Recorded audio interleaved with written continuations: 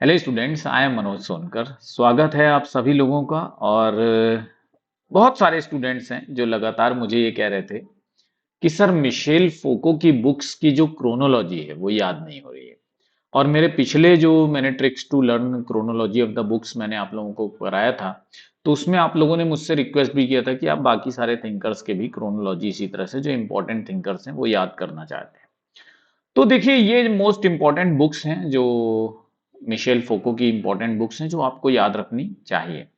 अब आप देख सकते हैं कि यहाँ पर बहुत सारी बुक्स हैं। सबसे पहली किताब है मैडनेस एंड सिविलाइजेशन, सेकंड है द फादर स्नो, थर्ड है birth of the clinic, fourth है ऑर्डर ऑफ थिंग्स, फिफ्थ है आर्कियोलॉजी ऑफ नॉलेज, सिक्स्थ है नीश जेनियोलॉजी हिस्ट्री, और सेवेंथ है डिसिप्लिन एंड पनिश, एट्थ है हिस्ट्री ऑफ सेक्सुअलिटी, नाइन्थ है sexuality and power, tenth है what is enlightenment, eleventh है what calls for punishment, twelfth है the use of pleasure, और thirteenth है केयर ऑफ द सेल्फ। 13 किताबें हैं। अब आपसे पूछे कि क्रोनोलॉजी में इन 13 किताबों को अरेंज कर दो तो आपके लिए ये बहुत टफ टास्क हो जाएगा, है कि नहीं? हर एक नॉर्मली अगर आप याद करेंगे तो ये बहुत टफ टास्क हो जाएगा। तो इसके लिए मैंने आप लोगों को बताया पिछले अपने वीडियो में कि एक अपन क्या करते हैं, नेमोनिक्स स्टेटमेंट कहानी ऐसे बना लेते हैं।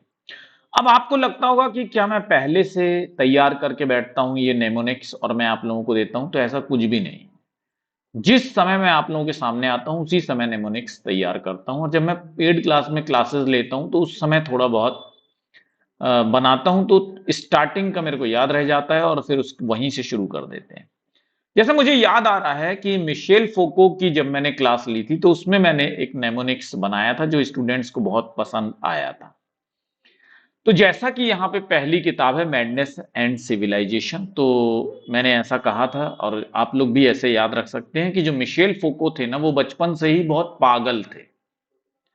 तो जब वो पागल थे तो जो भी वो कार्य करते थे, जो उनके फादर जो थे वो कहते थे नो, क्योंकि उनको पता था कि मिशेल फोको पागल है, तो वो कुछ भी कहता था तो फादर उनके क्या कहते थे, नो। और उनको, क्योंकि वो पागल थे, तो उनको बार बार क्लिनिक जाना पड़ता था ताकि उनकी जो थिंग्स हैं वो ऑर्डर में आ सके, मतलब थिंग्स मतलब दिमाग, ऑर्डर में आ सके। इसके लिए उनकी उनको नॉलेज दी गई बहुत सारी, लगातार। ठीक। और नॉलेज कैसे, पहले उनके जेनियोलॉजी का अध्ययन किया गया और हिस्ट्री का अध्ययन किया। और कैसी नॉलेज उनको दी गई, ऐसी नॉलेज जिससे कि उनको डिसिप्लिन किया जा सके। कैसे डिसिप्लिन किया, पनिशमेंट के थ्रू। और जब उनको डिसिप्लिन किया गया पनिशमेंट के थ्रू, तो फिर उनको बहुत सारा ज्ञान आ गया। ज्ञान आ गया तो बड़े भी होते चले गए, तो फिर उन्होंने क्या किया, हिस्ट्री ऑफ सेक्सुअलिटी पढ़ना शुरू किया। तब उनको पता लगा कि यार सेक्सुअलिटी में बहुत सारा पावर होता है। जब उनको ये बात पता चल गई कि सेक्सुअलिटी में भी पावर है, तो उनका क्या हुआ, एनलाइटनमेंट हुआ। और उन सब लोगों को उन्होंने बुलाया जिन लोगों ने उनको पनिशमेंट दिया था। व्हाट कॉल्स फॉर पनिशमेंट, ये इनकी नेक्स्ट किताब है। उन्होंने सबको बुलाया, कॉल किया कि तुम भी आ जाओ, तुम भी आ जाओ। जिन जिन ने उनको बचपन में पनिशमेंट दिया था ना, उन सबको बुलाया।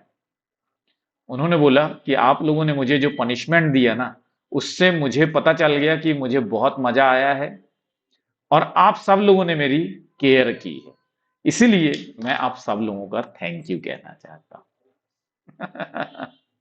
ठीक है, तो इस तरह से आप मिशेल फोको की पूरी 13 जो किताबें हैं वो आप याद कर सकते हैं, बिल्कुल सीक्वेंस में, क्रोनोलॉजिकल ऑर्डर में। और स्टूडेंट्स, अगर आप अभी तक हमारे व्हाट्सएप ग्रुप या टेलीग्राम ग्रुप का हिस्सा नहीं बने हैं तो बन जाइए, क्योंकि इस तरह के सारे इंपॉर्टेंट वीडियोस के लिंक वहीं पर आपको मिलने वाले हैं। और अगर आप फाउंडेशन बैच ज्वाइन करना चाहते हैं तो बिल्कुल सही समय है ये, क्योंकि जब जागो तब सवेरा, आपको फाउंडेशन बैच ज्वाइन करना चाहिए। अगर आपको लगता है कि आपको सोशियोलॉजी नहीं आ रही है तो आपको जरूर से ज्वाइन करना चाहिए, क्योंकि जितना आप देर होते जाएंगे उतना ही आप पीछे भी होते जाएंगे।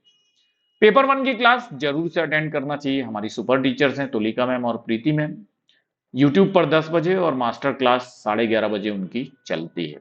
बिना पेपर वन के आप नेट और जेआरएफ नहीं क्वालिफाई कर सकते, बहुत टफ है, तो पेपर वन भी आपको ध्यान देना चाहिए।